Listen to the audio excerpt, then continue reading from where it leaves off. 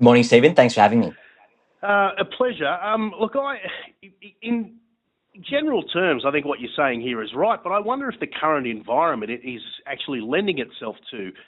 I guess what you're talking about is expansion here, because when I talk to small businesses specifically, they're all still on their knees and struggling, despite the fact that the government keeps telling them inflation's under control. They don't see it at first hand. Absolutely, Stephen. And look, there's no doubting that both homeowners and business owners have certainly felt the pinch. Higher rates over the past 24 months or so has meant that cash reserves are dwindling, and business owners simply don't have the cash that many need to be able to fuel day-to-day operations, let alone strategic growth and acquisitions and all the nice to have things that we look for.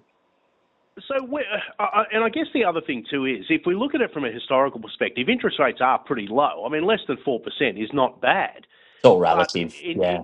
yeah, that's the point, isn't it? That once upon a time, if you were looking at interest rates of 3.85%, you would have thought things were booming. But right now, it's a struggle.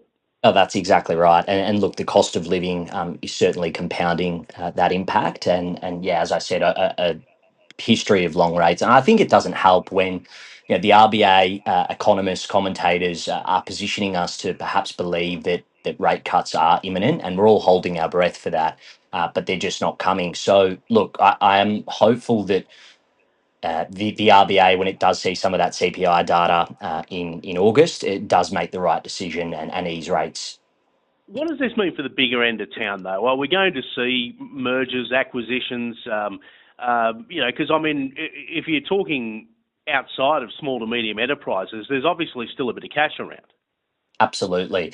And look, when interest rates fall and the cost of borrowing further decreases, it does improve the economics of a lot of these deals, the acquisitions, the expansions, the capital raising. In the market, we are seeing a lot of distressed acquisitions as well. So there are a number of opportunistic buyers out there who do realise and understand that it is tight for many business owners. Many founders and business owners are looking for a strategic exit because they can't withstand that pressure, and buyers are swooping in. So what do you see happening? Because I mean, the problem with inflation is that even when inflation comes down, and at the moment the headline inflation figures look okay, but that doesn't mean prices are coming down, does it?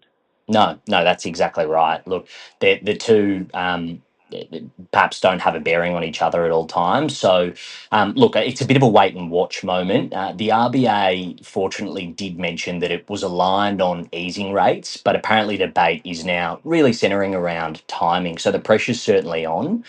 When rate cuts do come, I'm hoping that they act as a strong tailwind for our capital markets, M&A, private equity, capital raising markets. So it is a bit of a wait and watch moment, and again, hopefully that the data that the RBA is looking at in August is brings good news. Yeah, it'll be interesting to see what happens between now and then. Now, Angelo, great to talk to you this morning. I think thanks for your time. My pleasure. Thanks, Stephen. Angelo Mazzone is a corporate lawyer partner at Taurus Legal Management.